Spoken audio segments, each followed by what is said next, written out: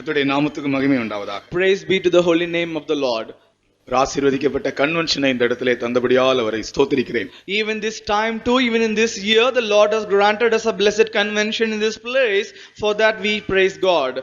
இந்த கன்வென்ஷன் கூட்டங்களிலெல்லாம் கர்த்தர் நல்ல ஒரு தேவ சமூகத்தை நமக்கு தந்தார். In all these meetings of this convention, the Lord gave a great presence of God. அவருடைய வார்த்தைகளை ஆசீர்வதித்து தந்தார். The Lord blessed His word and gave unto His people.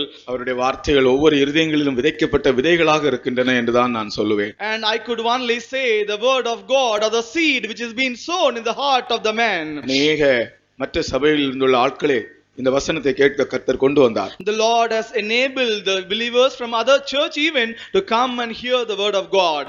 கர்த்தர் தாமே அவர்களையும் கூட இந்த சத்தியத்தின் பாதையிலே வழி நடத்துவாராக. Let the Lord also guide even them in this path of truth. கடைசி நாட்களா இருக்கிறபடினால் நம்முடைய பிரயாசங்கள் ஒன்றும் வீணாய் போகாது. எல்லாவற்றையும் கர்த்தர் ஒரு நல்ல பிரதிபலனாக வெளிப்படுத்த போகிறார். Since these are the last days, all our work for the Lord shall not go in vain. The Lord shall return a great reward for all these things. அநீதி செய்கிறவன் அநீதி செய்யட்டும், அசுத்தமா இருக்கிறவன் அசுத்தமா இருக்கட்டும் என்று ஆண்டவர் சொன்னாலும் கூட ஒருவராகலும் தங்களுடைய அசுத்தத்திலே அநியாயத்திலே மரிக்க அவர் விரும்புகிறதில்லை. துன்மார்க்கன் தன்னுடைய துன்மார்க்கத்திலே மரிப்பது ஆண்டவருடைய விருப்பம் அல்ல. அவன் நீதிமானாய் மரிப்பதுதான் ஆண்டவருடைய சித்தம்.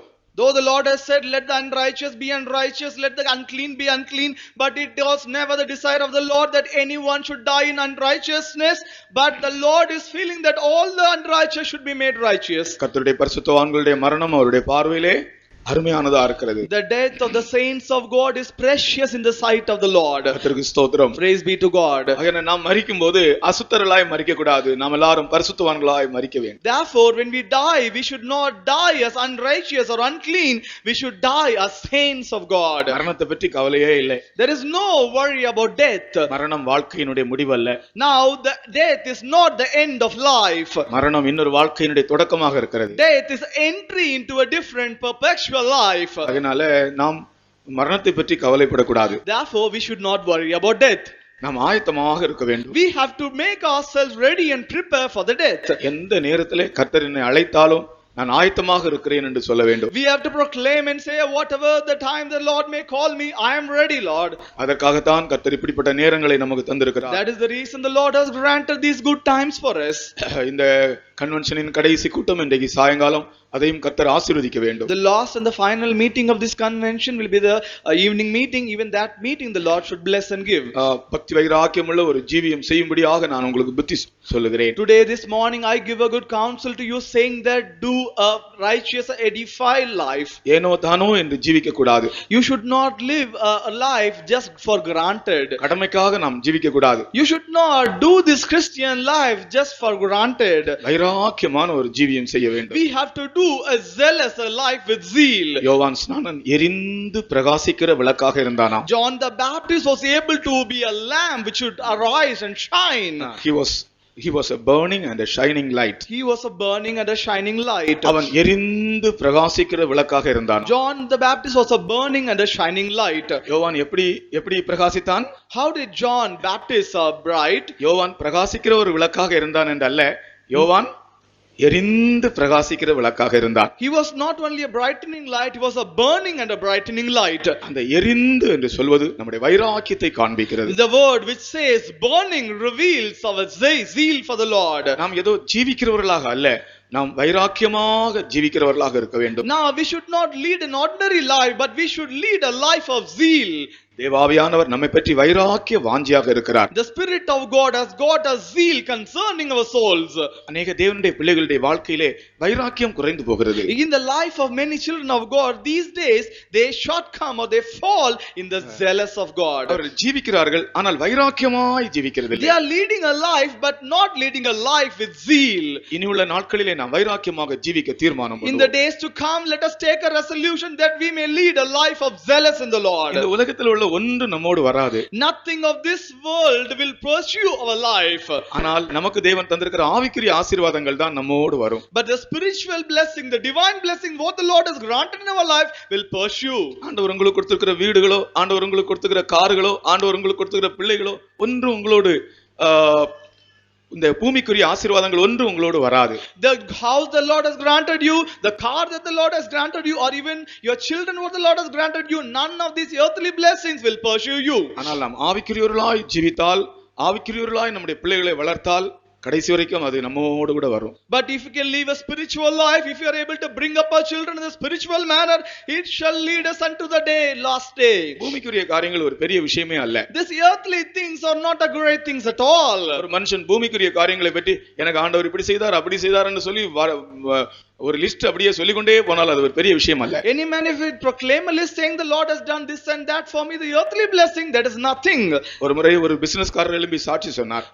One occasion a businessman rose up and he gave a testimony. எனக்கு அங்கே 4 ஃபேக்டரி இருக்கிறது, இங்கே 5 ஃபேக்டரி இருக்கிறது, எனக்கு கர்த்தர் இப்படி ஆசீர்வதித்தார், எனக்கு அங்கே இப்படிப்பட்டதான வேலைக்காரர்கள் இருக்கிறார்கள், எனக்கு கீழே இப்படி வேலை செய்கிறார்கள், இப்படி எல்லாம் அவர்கள் அடுக்கிக் கொண்டே போனார். His testimony was, I have 5 factories here and 4 there, and the Lord he blessed him so and so in the earthly blessing, however this many workers under me.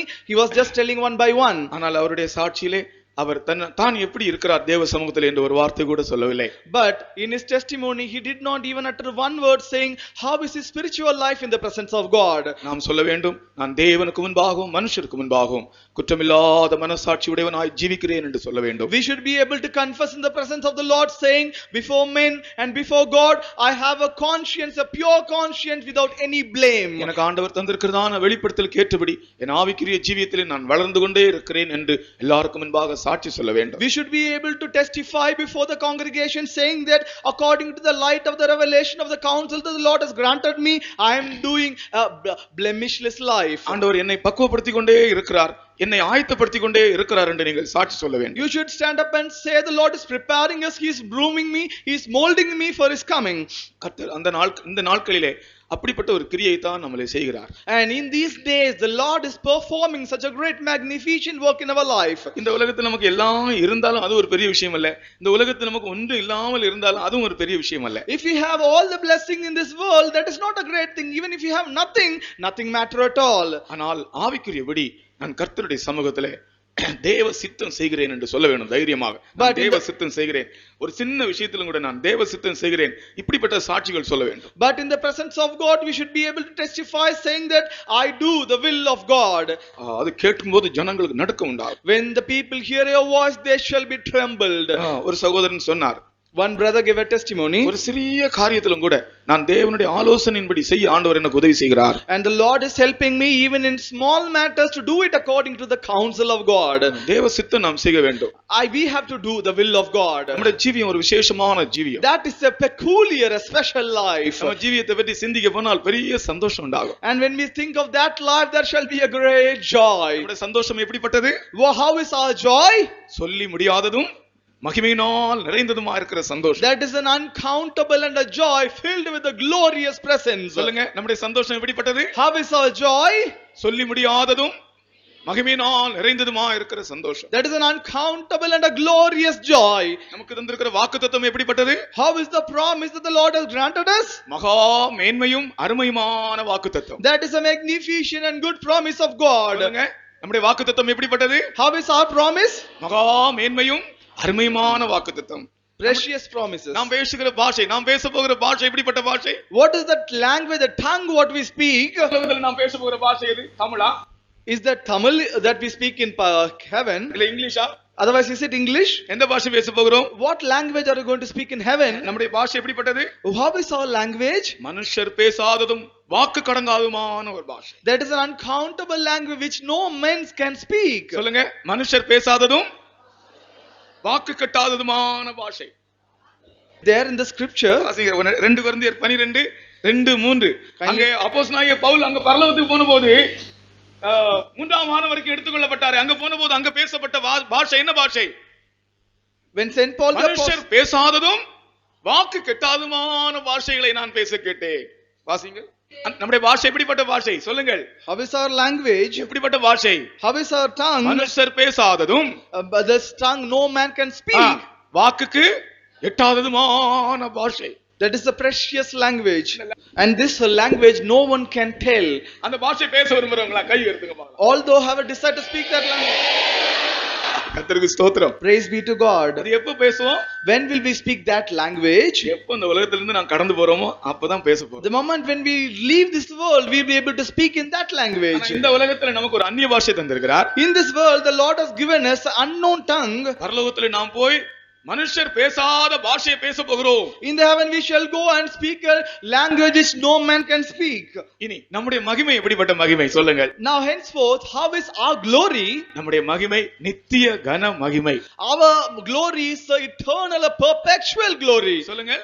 நம்முடைய மகிமை நித்திய கன மகிமை. Our glory is eternal and a perpetual glory. கர்த்தருக்கு ஸ்தோத்திரம். Praise be to God. நம்முடைய சுதந்திரம் எப்படிப்பட்ட சுதந்திரம்? What kind of inheritance do we have? அதிக மேன்மையும் நிலையுள்ளதுமான சுதந்திரம். It is more precious and established forever. சொல்லுங்கள். அதிக மேன்மையும் நிலையுள்ளதுமான சுதந்திரம். இப்ப தொடக்கத்துல இருந்து நம்முடைய சந்தோஷம் How is our joy? சொல்லி முடியாததும் மகிமையால் நிறைந்ததுமான சந்தோஷம். நம்முடைய வாக்குத்தத்தம் மகா மேன்மையும் அருமையுமான வாக்குத்தத்தம். நம்முடைய பாஷை மனுஷர் பேசாததும் வாக்கு கெட்டாததுமான பாஷை. நம்முடைய மகிமை நித்திய கன மகிமை. நம்முடைய சுதந்திரம் அதிக மேன்மையும் நிலையுள்ளதுமான மகிமை சுதந்திரம். இதை சொல்லிட்டே இருந்தா அப்படியே இந்த கூட்டத்தை முடிச்சிடலாம். இன்னொரு தடவை சொல்லலாமா? நம்முடைய சந்தோஷம். சகோதரங்களுக்கு சந்தோஷமே இல்ல போல இருக்கு. எல்லாம் முழங்கணும். இப்போ நம்முடைய சந்தோஷம் எப்படிப்பட்ட சந்தோஷம்? நம்முடைய சந்தோஷம் எப்படிப்பட்ட சந்தோஷம்? கரெக்டா சொல்லுங்க. சொல்லி முடியாததும் மகிமையினால் நிறைந்ததுமா இருக்கிற சந்தோஷம். நம்முடைய வாக்குத்தத்தம் மகா மேன்மையும் அருமையுமான வாக்குத்தத்தம். நம்முடைய பாஷை மனுஷர் பேசாததும் வாக்கு கெட்டாததுமான பாஷை. நம்முடைய மகிமை நித்திய கனம். நம்முடைய பாஷை எப்படிப்பட்ட பாஷை? நம்முடைய மகிமை எப்படிப்பட்ட மகிமை? நம்முடைய சுதந்திரம் எப்படிப்பட்ட சுதந்திரம்? நிலையுள்ளதுமான சுதந்திரம். இத சொன்ன நமக்கு எப்படி சாப்பாடே தேவையில்லை. பிரியாணியும் வேண்டாம், ஒண்ணு வேண்டாம், சாப்பாடு வேண்டாம், தண்ணி வேண்டாம், குடிக்க. மோசே 40 நாள் மலையில இருந்தது போல அவனுக்கு புசிக்கவும் இல்லை, குடிக்கவும் இல்லையா. எவ்வளவு சந்தோஷம் பாருங்க. இப்படிப்பட்ட ஒரு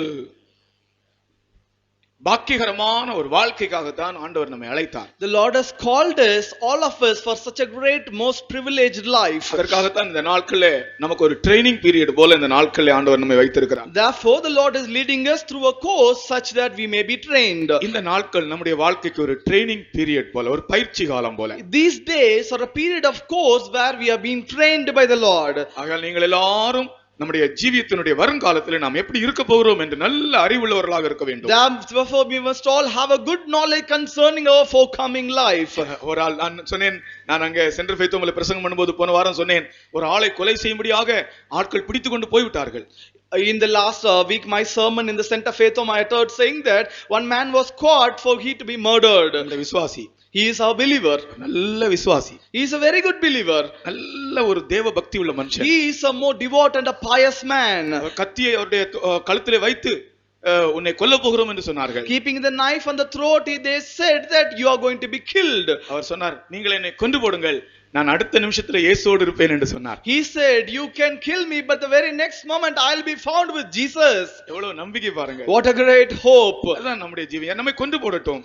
Yeah, this is what our life is. Let them kill us. ஆத்துமாவை கொல்ல வல்லவர்களாய் இராமல் சரீரத்தை மாத்திரம் கொல்ல வல்லவர்களுக்கு நீங்கள் பயப்பட வேண்டாம். Need not fear the one who got the might only to kill your body, not the soul. ஆத்துமாவையும் சரீரத்தையும் நரகத்திலே அழிக்க வல்லவருக்கு பயப்படுங்கள். Fear the Lord who is able to destroy both your body and soul in the hellfire. ஆகையால் இந்த நாட்களிலே நாம் வரப்போகிற அந்த நித்தியமான பாக்கியகரமான காரியங்களை நினைத்து நினைத்து நீங்கள் சந்தோஷப்பட வேண்டும். Therefore these days we have to be joyful and rejoice in the presence of God, looking into the forthcoming glory and joy. அது மட்டுமல்ல, அந்த ஸ்தோத்திர ஜெபத்தை குறித்து ஒரு வார்த்தை சொல்லுகிறேன். Not only that, I would like to say one more word concerning the early morning praising. இந்த ஸ்தோத்திர ஜெபத்தை நாம் நன்றாக ஆயத்தத்தோடு தேவ சமூகத்திலே சுத்திகரிப்போடு நடத்தினால்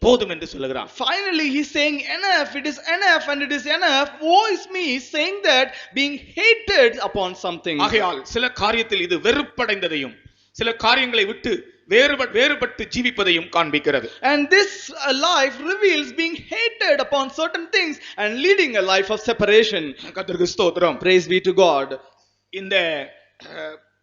இந்த வசனங்களை மூன்று விதத்திலே நான் சொல்லுகிறேன். And in this verse, three words I want to utter in three different interpretations. முதலாவது இது இந்த சங்கீதக்காரனுடைய ஜீவியத்தை, சொந்த ஜீவியத்தை பற்றியது. First, these verses reveal the personal life of psalmist. இரண்டாவது, இந்த சங்கீதம் இஸ்ரவேல் ஜனங்களை பற்றிய ஒரு தீர்க்க தரிசனமாக இருக்கிறது. And this same psalm is a prophecy concerning the children of Israelites. மூன்றாவது, இந்த சங்கீதம் இப்பொழுது வாசித்த வசனங்கள் நம்முடைய ஜீவியத்தை பற்றிய காரியங்களா இருக்கின்றன. And thirdly, the same verses which we have heard now are concerning our own life. முதலாவது, இது சங்கீதக்காரனுடைய சொந்த ஜீவியத்தை பற்றிய விஷயம். First and foremost, this reveals the personal life of David the psalmist. அவன் சொல்லுகிறான், நான் மேசேக்கிலே சஞ்சரித்தது போதும். He says that I sojourn in Mesek, woe is me. அதாவது அவன் ஒரு வேறு பிரிந்த ஜீவியத்தை விரும்புகிறான். He is expecting a life of separation. Meshach என்றால் யார்? Who is Mesek? யாப்பேத்தின் சந்ததி. It is the tribe or the generation of Japheth. ஒன்று நாளாகமம் 1ஆம் அதிகாரம் 5ஆம் வசனத்தை நீங்கள் படித்தால், when you read மேசேக் என்றால் யாப்பேத்தின் சந்ததி. When you read in the book of First Chronicles chapter 1 and verse 5, you can read Mesek is the generation of Japheth. Kedar என்றால் இஸ்மவேலின் சந்ததி. When you say Kedar is the generation of the tribe of Israel. இவர்களை விட்டு நான் பிரிந்திருக்க விரும்புகிறேன் என்று அவன் சொல்லுகிறான். He says, I want to live a life of separation, separating myself from them.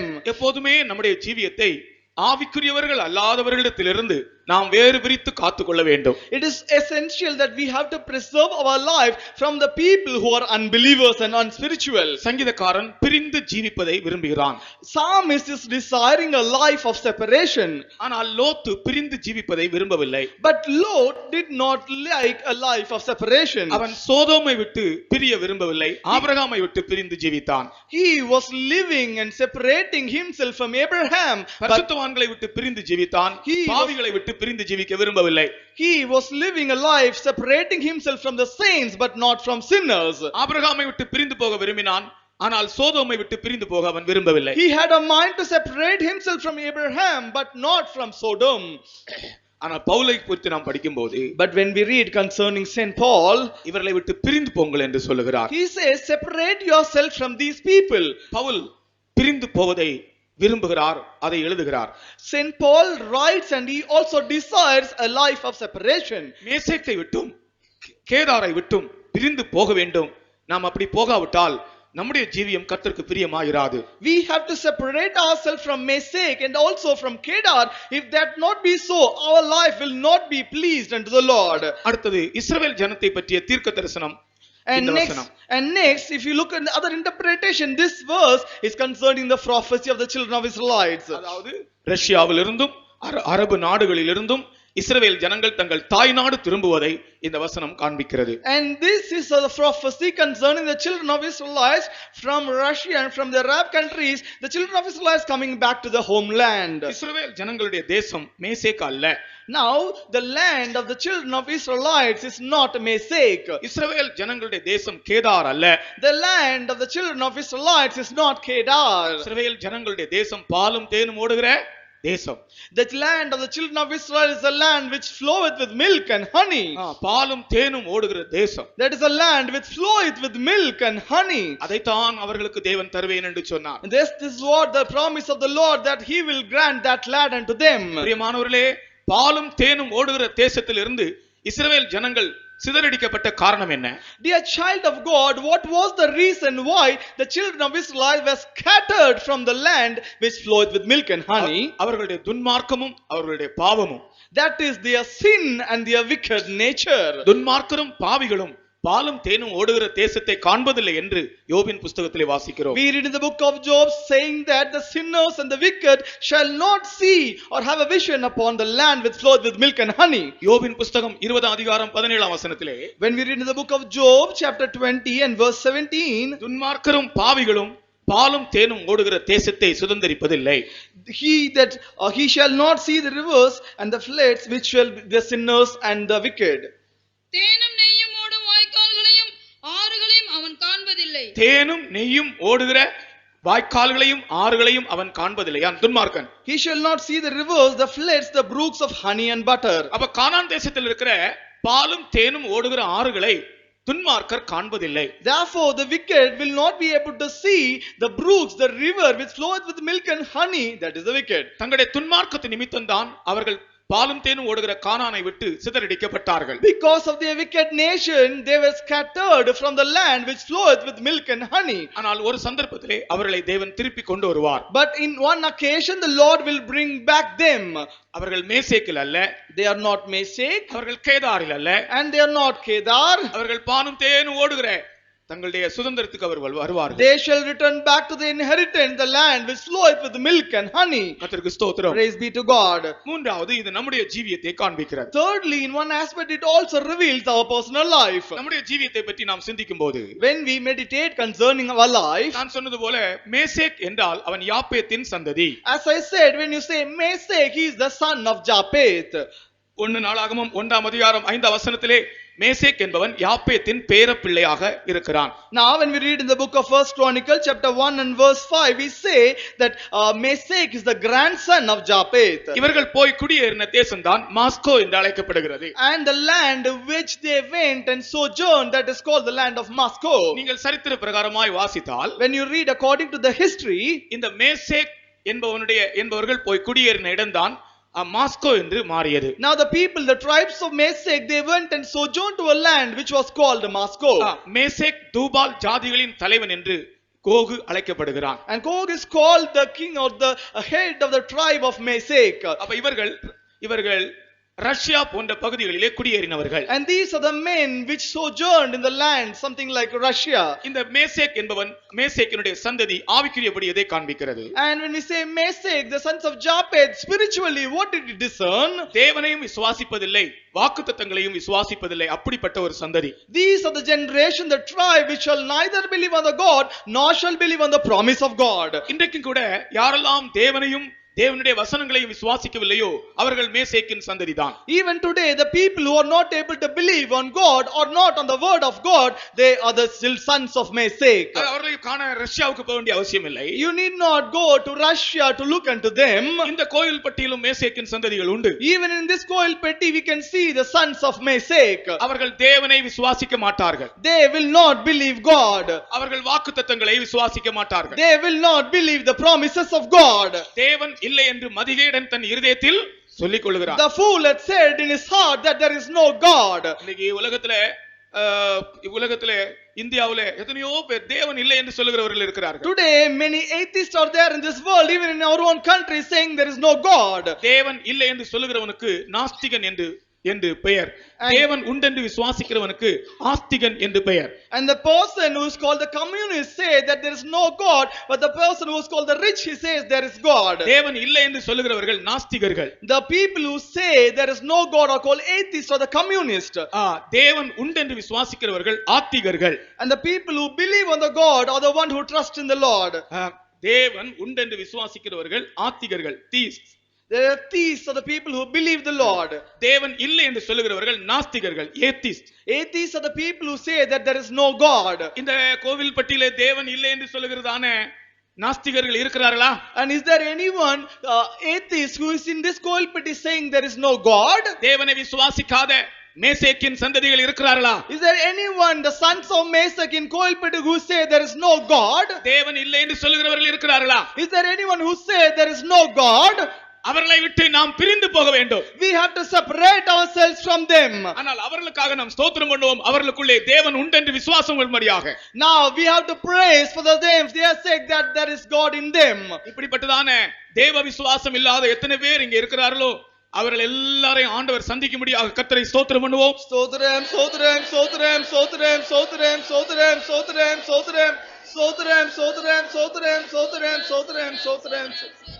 தேவன் இல்லை என்று மதிகேடன் தன் இருதயத்தில் சொல்லிக் The கொள்கிறார். fool had said in his heart, saying there is no God. ஆனால் நமக்கு தேவன் கர்த்தர் ராஜரிகம் பண்ணுகிறார் என்ற விசுவாசத்தை தேவன் தந்திருக்கிறார். But the Lord has graciously granted us the belief, saying, yes, the royal ruling and reigning with the royal priesthood. தேவன் ஜீவிக்கிறார் என்று சொல்லுகிறவர்கள் கரங்களை உயர்த்தி ஒரு அல்லேலூயா சொல்லுங்கள். Hallelujah! எங்கே ஜீவிக்கிறார்? Where is he living? எங்கே ஜீவிக்கிறார்? Where is he living? கர்த்தர் நமக்குள்ளே ஜீவிக்கிறார். The Lord is living inside us. தேவனுடைய சிங்காசனம் எங்கே இருக்கிறது? Where is the throne of God? எங்கே இருக்கிறது? Where is it? தேவனுடைய சிங்காசனம் எங்கே இருக்கிறது? Where is the throne of God? எங்க இருக்கிறது? தேவனுடைய சிங்காசனம் எங்க இருக்கிறது? Where is the throne of God? தேவனுடைய சிங்காசனம் நம்முடைய இருதயத்தில் தான் ஸ்தாபிக்கப்பட்டிருக்கு. The throne of God is well established in our hearts. உம்முடைய ராஜ்யம் வருவதாக. Yes, let your kingdom come. அந்த ராஜ்யம் எங்க வந்திருக்கிறது? Where has the kingdom come? நம்முடைய இருதயத்துக்குள் வந்திருக்கிறது. It has come inside our hearts. தேவனுடைய சிங்காசனம் நம்முடைய இருதயத்துக்குள் ஸ்தாபிக்கப்பட்டிருக்கிறது. The kingdom of the Lord is established in our hearts. கர்த்தருக்கு ஸ்தோத்திரம். Praise be to God. கர்த்தர் ஜீவிக்கிறார். Yes, the Lord is living. தேவன் நடமாடுகிறார். The Lord is moving in our midst.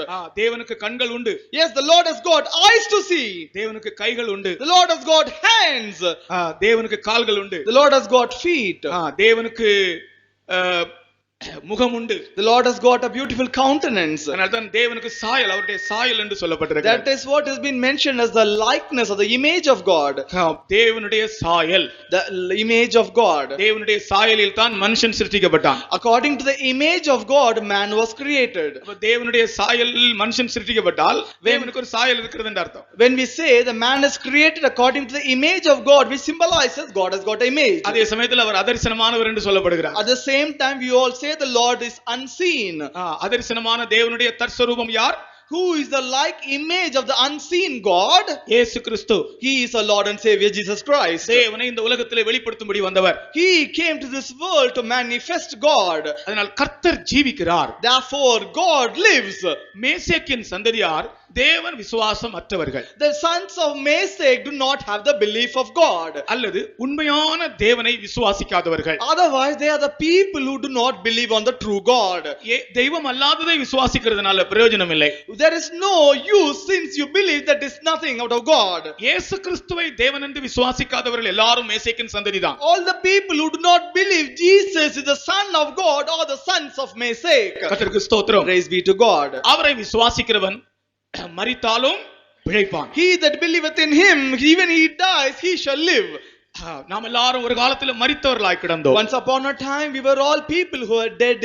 தேவனை விசுவாசிக்கிற விசுவாசத்தால் நாம் ஜீவனுள்ளவர்களாய் மாறினோம். And we got life by the belief that we believe in the Lord. நான் மரித்து கிடந்தேன். I was dead. ஆனால் தேவனை விசுவாசித்தபோது நான் ஜீவன் அடைந்தேன். But when I believed the Lord, life came into me. ஒரு காலத்திலே நாம் செத்த பிரேதங்களாக இருந்தோம். Once upon a time we were dead corpse. நடமாடும் பிணங்களாக இருந்தோம். We were corpse walking. ரோட்ல நடந்து கொண்டு போவோம், ஆனால் ஒரு பிரேதம் நடந்து போறது போல தான் இருந்தோம். But we were walking in the street as like of a corpse walking on the street. நமக்குள்ளே ஜீவன் இல்லை. Because there was no life in us. ஆனால் தேவனை நாம் விசுவாசித்தபோது, but when we believed the Lord, கர்த்தர் நம்மை ஜீவனுள்ளவர்களாய் மாற்றினார். Oh, the Lord granted life unto our souls. இந்த சந்ததியார் தேவனையும் விசுவாசிக்க மாட்டார்கள், தேவனுடைய வாக்குத்தத்தங்களையும் விசுவாசிக்க மாட்டார்கள். Now this generation will neither believe the Lord nor believe in the promise of God. ஒரு மனிதனுடைய தேவ பக்தி என்றால் என்ன? What is called the pious nature of a man? சொல்லுங்கள், தேவ பக்தி என்பது என்ன? What is the godly divine or pious nature in a man? தேவனுடைய வாக்குத்தத்தங்களை விசுவாசிப்பதுதான் தேவனுடைய தேவ பக்தி. Believing the promises of God is called the pious nature in a man. நாம் ஒரு வெண் வஸ்திரம் தரிப்பதோ நகை போடாமல் இருப்பதோ அல்ல தேவ பக்தி. Just wearing a white dress or a white garment or not wearing jewels is not a edification, not a pious nature in God. காவி வஸ்திரம் தரிப்பது அல்ல தேவ பக்தி.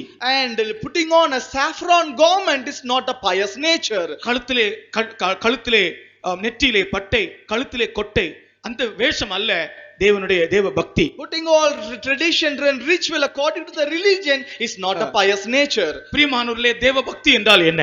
Dear children of God, what is the pious nature of God? வாக்குத்தத்தங்களை விசுவாசிப்பதுதான் தேவ பக்தி. Believing in the promises is called the pious of God. ஆகையால்தான் நாம் 1 தீமோத்தேயு 4ஆம் அதிகாரம் 8ஆம் வசனத்தில் படிக்கிறோம். Therefore, when we read in the book of 1 Timothy chapter 4 and verse 8, தேவ பக்தியோ இம்மைக்கும் மறுமைக்கும் வாக்குத்தத்தம் உள்ளதாய் இருக்கிறது. For having the promise of God of the life that now is and of that which is to come. வாசிங்கள். சரீர முயற்சி அற்ப பிரயோஜனம் உள்ளது, தேவ பக்தியானது இந்த ஜீவனுக்கும் இதற்கு பின்வரும் ஜீவனுக்கும் வாக்குத்தத்தம் உள்ளதாகையால். அதை நான் விளக்கமாக சொல்லுகிறேன். அதனுடைய அர்த்தம் என்னவென்றால், தேவ பக்தி என்று சொல்லுகிறது என்ன? தேவனுடைய வாக்குத்தத்தங்களை விசுவாசிக்க கூடியதுதான் தேவ பக்தி. அது இம்மைக்கும் மறுமைக்கும் உனக்கு ஆசீர்வாதமாக இருக்கும். I just want to explain this more elaborately. What is called godliness? It is something believing on what is there and which is to come.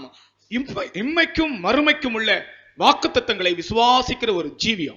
A life where you are able to believe the promises of God which are there and which are yet to come. வேத புத்தகத்திலே எழுதப்பட்டிருக்கிறதெல்லாம் தேவனுடைய வாக்குத்தத்தங்கள். All the things that is in written in the word of God in the scripture are called the promises of God. ஒரு மனிதன் வேதத்தில் சொல்லப்பட்டிருக்கிற வாக்குத்தத்தங்களை அப்படியே விசுவாசிக்க வேண்டும். A man of God should be able to believe all the promises mentioned in the scripture as like of that. அது இந்த உலகத்திலும் பலிக்கும், வரப்போகிற உலகத்துக்கும் பலிக்கும். And this will happen and come to pass even this world and in this world which is yet to come. இந்த உலகத்திலே நம்முடைய ஜீவியம் 70 வருஷம் அல்லாவிட்டால் 80 வருஷம் தான். In this world our age may be 70, maybe 80 years. Maximum ஒரு மனுஷன் அதிக நாட்கள் இருந்தால் 80 வருஷம் இருக்கிறான். A man if he lives in this world maximum for about 80 years. 100 வருடங்கள் கூட இந்த உலகத்தில் ஜீவிக்கிறது அபூர்வமாய் தான் இருக்கிறது. And in these days it is so precious that anyone is living for about 100 years. ஆனால் வரப்போகிற உலகத்தில் நாம் யுகா யுகமாய் ஜீவிப்போம், மரணமே இல்லை.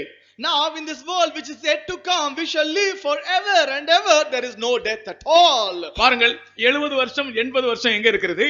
கோடா கோடி யுகா யுகங்கள் எங்க இருக்கிறது? Now just consider where is 70, where is 80 years and where is ever and ever in eternal perpetual endless life. அப்ப 70 வருஷம் 80 வருஷம் ஜீவிக்க விரும்புறோமா இல்ல யுகா யுகமாய் ஜீவிக்க விரும்புறோம்? Now your desire is to live here for 70 or for 80 years or for endless a perpetual life. எனக்கு பரலோகம் வேண்டாம், இந்த பூமியில நான் ஒரு 80 வருஷம் 100 வருஷம் ஜீவித்தால் போதும்னு சொல்றவங்க கை உயர்த்துங்க. If anyone could say I don't want heaven, it is enough that I live 70 or 80 years in this world, please raise your hands. நாங்க பாஸ்டர்மாரெல்லாம் உங்களுக்காக ஜெபிக்க போறோம். Now all our pastors we are going to pray for you. நீங்க ஒரு 100 வருஷம் இந்த உலகத்திலே ஜீவிச்சிருங்க, ஆனா மரணத்துக்கு பிறகு பரலோகம் இல்ல. For 100 years lead a life in this world, but after death there is no heaven. கை உயர்த்துங்க பார்க்கலாம். எனக்கு பரலோகம் வேண்டாம், இந்த உலகத்துல நான் ஒரு 100 வருஷம் ஜீவித்தால் போதும். If anyone could say I don't want heaven, it is enough that I lead 100 years in this world, kindly raise your hands. ஒரு கை கூட உயரவில்லை. Not even one hand is above. சரி, இந்த உலகத்துல எனக்கு எப்பொழுது மரணம் வந்தாலும் பரவாயில்லை, நான் யுகா யுகமாய் ஆண்டவரோடு ஜீவிக்க விரும்புகிறேன், அப்படி சொல்றவங்க கரங்களை உயர்த்துங்க பார்க்கலாம். அதுதான் நம்முடைய நம்பிக்கை. That is what our hope is. இந்த உலகம் மாறி போகும். This world will change. இந்த வானம் அப்படியே மடமட என்று அகன்று போகுமா? And immediately this heaven shall be rolled off. இந்த பூமி வெந்து உருகி போகுமா? And this earth shall melt like a brass. இந்த வானத்துல காண்கிறதான எல்லா சூரிய சந்திரன் எல்லாம் அகன்று போகும். All the sun, the moon and the stars of this world can flee away. வஸ்திரங்கள் போல் எல்லாம் பழசாய் போகுமா? As like a garment it shall become old. இனி கொஞ்ச நாட்கள் இந்த வானம் காணப்படாது. And the sky what we are able to see now, in short while it shall be removed. ஆனா இப்பொழுது எங்க போனாலும் இந்த வானம் இருக்கிறது. Because wherever we go in this world we can see the sky. ஸ்ரீலங்காவுல போய் இருந்து பார்த்தாலும் இதே வானம் தான் அங்க இருக்குது. Even if you go to Sri Lanka and look up, the same sky is there. அமெரிக்காவுல போய் இருந்து பார்த்தாலும் இதே வானமும் இதே சந்திரனும் தெரிகிறது. If you go to the United States, there are also the same moon, the star and also the same sky. ஆனால் ஒரு நாள் வரும்போது, but when a day shall come, இந்த பூமியும் இந்த வானமும் இந்த வானத்துள்ள ஒன்று இல்லை. and there is nothing of this world, nothing of the earth and nothing of this heaven. ஆனால் தேவ சித்தம் செய்தவர்களோ யுகா யுகமாய் ஜீவித்தார்கள், என்றென்றைக்கும் ஜீவிப்பார்கள். But the people who have done the will of God in their life shall live forever and ever. ஆகையால் தான் நாம் வாக்குத்தத்தங்களை விசுவாசிக்க வேண்டும். Therefore we are expected to believe the promises of God. நம்முடைய ஜீவியத்தை அந்த பிராக்டிஸ்க்குள்ள நாம் கொண்டு வர வேண்டும். Therefore we have to bring our spiritual life under practice. தேவனுடைய வசனத்தை வாசித்து அந்த வசனத்தில் இருக்கிற சத்தியத்தை அப்படியே நாம் மனப்பூர்வமாய் விசுவாசிக்க வேண்டும். We have to read the word of God and with a full heart believe the word of God. வானமும் பூமியும் ஒளிந்து போனாலும் என் வார்த்தையின் எழுத்தாகலும் உறுப்பாகலும் மாறி போவதில்லை. Even the heaven and the earth shall pass away, but a word or a letter of my word shall never pass away. கர்த்தருக்கு ஸ்தோத்திரம். Praise be to God. நீ தேவனுடைய வசனங்களை விசுவாசிக்கிற ஒரு ஆளாக இருந்தால், if you are a person believing the word of God, அந்த வசனம் மாறாததா இருக்கிறது போல நீயும் கூட மாறாமல் இருப்பாய். even if that word is unchanging, even you will be unchanging as well. கர்த்தருக்கு ஸ்தோத்திரம். Praise be to God. அது வசனத்தின் மேல் உள்ள விசுவாசம். that is called the faith, the belief on the word of God. வசனத்தை விசுவாசிக்கிற ஒரு மனுஷனை அசைக்க முடியாது. a person who is able to believe the word of God, no one will be able to move or shake him. அது ஒரு ஏழையாக இருக்கட்டும், let him be a poor guy. வசனத்தை விசுவாசிக்கிற ஒரு ஆளை அசைக்கவே முடியாது. no one can shake a person who believe in the word of God. அவ்வளவு ஆணித்தரமானது, அவ்வளவு வல்லமையானது இந்த தேவனுடைய வசனம். such a good, firm, steadfast, powerful thing is the word of God. கர்த்தருடைய வசனத்தை நாம் விசுவாசித்தால், when we believe the word of God, நமக்கு முதலாவது கிடைத்த அனுபவம் தான் பாவ மன்னிப்பு. the first experience what we get in our life is the remission or the forgiveness from sins. நம்முடைய ஜீவியத்தில் முதலாவது நமக்கு கிடைத்தது பாவத்திலிருந்து நாம் விடுதலையானோம். the first thing what we received in our life, that we have been delivered out of our sins. குடிகாரங்களா இருந்து விடுதலையானவங்க எல்லாம் கரங்களை உயர்த்தி ஒரு அல்லேலூயா சொல்லுங்கள். people who are drunkards and been delivered, please raise up your hand and say hallelujah. brothers, குடிகாரங்களா இருந்து விடுதலையானவங்க, people who are once upon drunkards and be delivered, அல்லேலூயா சொல்லுங்கள். சகோதரிமார், குடிகாரங்களா இருந்து விடுதலையானவங்க ஒரு அல்லேலூயா சொல்லுங்கள். சகோதரிமார்ல யாரும் இல்ல. no one from the sister's side. ஆனா நீங்க பெங்களூருக்கு வந்தா குடிகாரங்களை பார்க்கலாம். சகோதரி அந்த ஸ்திரீகள் கூட. but even when you come to Bangalore, you can see young girls drinking. எவ்வளவு பேர் குடிக்கிறாங்க. all girls are drinking. இங்க யாராவது நீங்க வெட்கப்படக்கூடாது. ஆண்டவர் உங்களை விடுதலை ஆக்கினதை குறித்து வெட்கப்படக்கூடாது. you should not. குடிகாரங்களா இருந்து விடுதலையானவங்க ஒரு அல்லேலூயா சொல்லுங்க. இல்ல இப்ப உங்களுக்கு சமயம் முடிந்தது. இப்ப ஸ்திரீகள். கர்த்தருக்கு ஸ்தோத்திரம். கர்த்தருடைய கிருபையினால இங்க இருக்கிற சகோதரிமார் யாருமே குடிகாரர்களா இருக்க ஆண்டவர் இடம் கொடுக்கவில்லை. praise be to God, by the grace of God, not even one sister who are here was a drunkard. சகோதரிமாரிடத்தில் நான் கேட்கிறேன், சினிமா பிரியர்களா இருந்து விடுதலையானவர்கள் ஒரு அல்லேலூயா சொல்லுங்கள். நீங்க வெட்கப்படக்கூடாது. இப்ப கை எடுத்துனா எல்லாரும் என்ன யோசிப்பாங்க, நான் சினிமா, அப்படி இல்ல. நீங்கள் எந்த பாவத்திலிருந்து விடுதலை ஆனீர்களோ அதற்கு நீங்கள் நன்றியுள்ள இருதயத்தோடு ஜெயத்தின் ஸ்தோத்திரம் பண்ண வேண்டும், அல்லேலூயா பண்ண வேண்டும். from what sin you are delivered, been out of that, you were to praise God with a shout of trumpet. Cinema பிரியர்களா இருந்து விடுதலையானவங்க ஒரு அல்லேலூயா சொல்லுங்க. நீங்க அல்லேலூயா போடுறது வெட்கப்பட்டுட்டு போடுறீங்க, வெட்கப்படக்கூடாது. you are saying hallelujah along with the shame, but be not shamed for that. பிரியர்களா இருந்து ஊழியத்துக்கு வந்தவங்க விடுதலையானவங்க அல்லேலூயா பாருங்க. எப்படிப்பட்ட ஆள்கள். ஒரு ஊழியக்கார சகோதரி அவங்க சாட்சி சொன்னாங்க. அவங்க டான்ஸ் பண்ணிட்டு இருந்த டைம்ல கர்த்தர் பேசியிருக்கிறார். and once in one occasion a servant of God was a sister testified saying that when she was dancing, the Lord has spoken to her. கர்த்தர் அந்த இடத்துல சந்தித்தார். and the Lord met her in that place. இன்றைக்கு அவங்க ஊழியத்துல இருக்காங்க. என்னுடைய batch. today she is in the ministry in the same batch. கர்த்தருக்கு ஸ்தோத்திரம். praise be to God. இனி திருடர்களா இருந்து விடுதலை ஆனவங்கள், கர்த்தர் இந்த வசனத்தின் மூலம் விடுவிக்கப்பட்டவர்கள் ஒரு அல்லேலூயா சொல்லுங்கள். திருடர்களா இருந்து இந்த வசனத்தின் மூலம் விடுவிக்கப்பட்டவர்கள். people who are thief and been delivered by the word of God, say hallelujah. கர்த்தருக்கு ஸ்தோத்திரம். praise be to God. கோயில்பட்டியில ஒரு திருடன் கூட கிடையாது. and in Koilpeti there is not even one thief. எல்லாரும் உண்மையானவங்க. everyone is faithful. சகோதரிமார் பக்கத்துல திருடிகளா இருந்து ஆண்டவருடைய வசனத்தால் விடுவிக்கப்பட்டவங்க ஒரு அல்லேலூயா சொல்லுங்க. ஒரு திருடிகள் கூட இல்லை. not even one thief. கர்த்தருக்கு ஸ்தோத்திரம். praise be to God. அசுத்தமான புத்தகங்கள் வாசிக்கிற பழக்கத்திலிருந்து விடுவிக்கப்பட்டவர்கள் ஒரு அல்லேலூயா சொல்லுங்கள். அசுத்தமான புத்தகங்கள் வாசிக்கிற பழக்கத்திலிருந்து விடுவிக்கப்பட்டவர்கள். all the people who have been once upon reading abominable books and been delivered from that, say hallelujah. யாருமே வாசித்ததில்லை. no one were reading that. மாம்சத்தின் இச்சைகள், கண்களின் இச்சைகள், இதிலிருந்தெல்லாம் விடுதலையானவங்க ஒரு அல்லேலூயா சொல்லுங்க. people of சிலர் இந்த காரியத்தை கதை கேட்கிற மாதிரி கேக்குறாங்க. நான் சொல்றது, some people are listening to this as we are uttering a tale or a story. நான் எதற்காக இதை சொல்கிறேன் என்றால் உங்களை வெளிப்படுத்தும்படியாக அல்ல, இப்படிப்பட்ட நிலைமையிலிருந்து தேவ வசனம் நம்மை விடுவித்தது. Because I'm saying all these things not you to be put to shame or to be reveal your things, but these things you have been delivered by the word of God. அவருடைய வாக்குத்தத்தத்தை நாம் விசுவாசித்தபோது When we believe the promises of God, நாம் விடுவிக்கப்பட்டோம். we have been delivered. இனி இந்த விசுவாசம் இல்லாத மேசைக்கோடு நமக்கு ஐக்கியம் இல்லை. Henceforth we do not have any fellowship with this messiah, the unbeliever. கர்த்தருக்கு ஸ்தோத்திரம். Praise be to God. அல்லது என்னுடைய இருதயத்திற்குள்ளே ஒரு அவிசுவாசத்தின் ஆவிக்கு இனி இடம் இல்லை. Otherwise there is no room for unbelieving spirit in my heart. இனி இந்த மேசேக்கின் சந்ததியாகிய அவிசுவாசத்தின் சுபாவத்திற்கு ஆவிக்கு நான் இடம் கொடுக்க மாட்டேன். Henceforth I will not give any room for this unbelieving spirit in my heart. கர்த்தருக்கு ஸ்தோத்திரம். Praise be to God. அவருடைய வசனத்தை விசுவாசித்தபோது When we believe the word of God, நமக்கு தெய்வீக சுகம் கிடைத்தது. we receive divine healing. எத்தனையோ சந்தர்ப்பங்களிலே நாம் சுகவீனமாய் பலவீனமாய் வியாதியாய் இருந்தபோது ஆண்டவருடைய வசனத்தை விசுவாசித்து நாம் சுகமடைந்தோம். In many occasions when we were sick with all infirmity and weakness, the Lord, we believed the word of God healed us. ஒரு காலத்திலே நான் சின்ன பிள்ளையா இருக்கும்போது எனக்கு வியாதி வந்த உடனே என்னை ஒரு மிஷன் ஆஸ்பத்திரிக்கு கொண்டு போவாங்க. When I was a young kid, when I was into sickness, they took me to a mission hospital.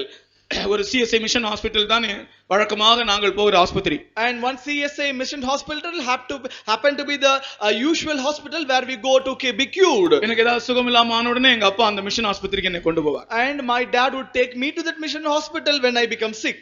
அங்க போனாலே இந்த வியாதி சுகமாயிடும். And whenever I go there, my sickness will be healed. அங்க அவங்க மாத்திரை கொடுப்பாங்க. They will give me tablets. ஒரு பாட்டில்ல மருந்து கொடுப்பாங்க. சிவப்பு கலரா இருக்கும். They will give me a red color tonic. அந்த சிவப்பு கலர் மருந்து நல்ல இனிப்பா இருக்கும். நான் ரொம்ப இஷ்டமா குடிப்பேன். And that red color tonic will be sweet. I will drink that with great desire. அந்த பாட்டில்ல ஒரு லேபிள் ஒட்டி இருக்கும். And in that bottle there will be a label stuck. 6 நேரத்து மருந்து. 6 நேரத்து மருந்து. This should be take for 6 times in a day. 6 நேரத்து மருந்து. இது 6 தடவை குடிக்க வேண்டிய மருந்து. This is a tonic which you have to consume 6 times in a day. அது ஒரு நாள்ல தினமும் 3 தடவை குடிக்கவும். And we have to take 3 times in a day. அப்ப எத்தனை நாள் குடிக்கலாம் அந்த மருந்தை? Then how many நாள் குடிக்கலாம்? You can take it for 2 days. அப்போ கீழ ஒரு வசனம் எழுதி இருக்கும் அதுல. And finally the word of God will be prescribed. 6 நேரத்து மருந்து. இதில் 6இல் ஒரு தடவை நீங்கள் தினமும் 3 தடவை குடிக்கவும். And கீழ ஒரு வசனம் தேவன் அன்பாகவே இருக்கிறார். And finally the word of God says God is love. 6 நேரத்து மருந்தை 6இல் ஒரு தடவை தினம் 3 தடவை குடித்தால் தேவன் அன்பாகவே இருக்கிறார். Finally the prescription says God is love. கர்த்தருக்கு ஸ்தோத்திரம். Praise be to God. அவர்களுடைய விசுவாசம் அதுதான். And that is their belief. இன்றைக்கும் அவர்களுடைய விசுவாசம் அதுதான். Even today that is their belief. மருந்தையும் குடிக்க வேண்டும், கர்த்தரையும் விசுவாசிக்க வேண்டும். They have to take the tonic and believe in the God as well. எத்தனையோ நாட்கள் நான் அப்படிதான் இருந்தேன். In many days my life was like that. ஆனால் இப்பொழுது தெய்வீக சுகத்தை அனுபவிக்கிறேன். But today I am experiencing the divine healing. வசனம் தான் என்னுடைய விசுவாசம். The word of God is my belief. தேவனுடைய வசனம் தான் நம்மை சுகமாக்குகிற ஔஷதம். The word of God is the ointment which will heal our life. கர்த்தருக்கு ஸ்தோத்திரம். Praise be to God. அது மட்டுமல்ல, not only that, சமாதானம் வசனத்தை விசுவாசிக்கிறவர்களுக்கு மிகுந்த சமாதானம். For the people who believe the word of God shall get eternal peace. நம்முடைய வேதத்தை நேசிக்கிறவர்களுக்கு மிகுந்த சமாதானம். The people who desire the word of God shall receive eternal peace. நீங்கள் தேவனுடைய வசனத்தை விசுவாசித்தால் உங்களுக்கு மிகுந்த சமாதானம். If you believe the word of God you shall get perpetual peace. கர்த்தருக்கு ஸ்தோத்திரம். Praise be to God. ஒரு குரங்கு குட்டியை பாருங்கள். Just consider a young cub of a monkey. ஒரு குரங்கு குட்டி தன்னுடைய தாயோடு எப்படி இருக்கிறது? Just look how the kid is getting together with the mother. தன்னுடைய தாயை பிடித்துக் கொள்ளும். It will catch hold of the mother. நீங்கள் குரங்கு குட்டியை பாருங்கள். Just look at the small one. அந்த குரங்கு எவ்வளவு தாவினாலும் how much more the mother shall jump. ஒரு மரத்திலிருந்து இன்னொரு மரத்துக்கு தாவினாலும் even it may jump from one tree branch to the other. அந்த குரங்கு குட்டிக்கு சமாதானமே கெட்டு போகாது. அது பற்றி பிடித்துக் கொண்டிருக்கும். குரங்கு தாவும்போது அந்த குட்டி குரங்கோடு தாவும். Along with the monkey the kid shall also jump and leap. சமாதானம் குறையவே குறையாது. There shall be no short of peace at all. காரணம் தன்னுடைய தாயை பற்றி கொண்டிருக்கிறது. Because it is catching hold of the mother. ஒரு பூனை குட்டியை பாருங்கள். Just look at the kitten. பூனைக்குட்டி எப்படி இருக்கிறது? Now how is this kitten? தன்னுடைய தாய் அதை கவ்விக்கொள்ளுகிறது. Now the mother is taking hold on the mouth. அதுவும் இதுவும் சரிதான். And both the things are one and the same. நீ தேவனை பற்றிக் கொண்டாலும் சமாதானம், தேவன் உன்னை பிடித்திருந்தாலும் சமாதானம். Even if you catch hold of the Lord or the Lord is catching hold of you, peace shall be there. பூனைக்குட்டியை அந்த தாய் பூனை வந்து சில இடங்களுக்கு மாற்றி மாற்றி வைக்கும். பார்த்திருக்கிறீர்களா? The young kitten, you can see the mother cat will come and take there for different places. It shall catch hold. It shall catch hold. பூனைக்குட்டி அப்படியே தாயினுடைய பிடியிலே கடியிலே இருக்கிறது. And the young kitten is in the court of the mother. சமாதானம். ஹல்லேலூயா. Peace. Hallelujah. எனக்கு பயமே இல்லை, எனக்கு கலக்கமே இல்லை. எங்க அம்மா நல்லா கடிச்சிருக்காங்க என்ன.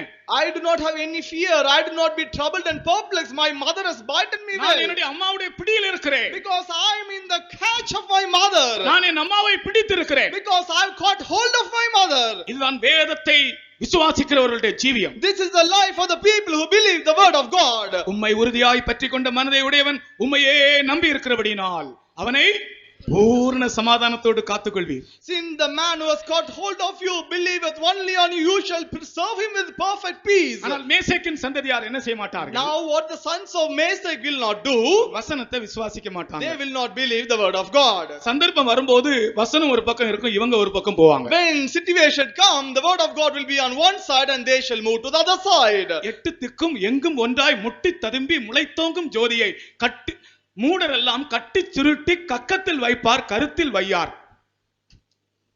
அகத்தியர் சொல்றார், எட்டு திக்கும் எங்கும் ஒன்றாய் முட்டி ததும்பி முளைத்தோங்கும் ஜோதியை, இதான் அந்த ஜோதி, மூடரெல்லாம் கட்டி சுருட்டி கக்கத்தில் வைப்பார், கருத்தில் வையார். தலையில இருக்காது, வேதம் கக்கத்தில் தான் இருக்கும். இன்னைக்கு எத்தனையோ பேருக்கு பைபிள் எங்க இருக்கு? பைபிள் கையில தான் இருக்கு, பைபிள் மூளையில இல்ல. Bible is not in their brain but is in their hand. Bible உன்னுடைய மூளைக்கு வர வேண்டும். Bible should come to your mind, in your brain. இன்னைக்கு எத்தனையோ பேருடைய பைபிள் அவருடைய கையில் தான் இருக்கிறது. Many people are holding Bible still in their hands.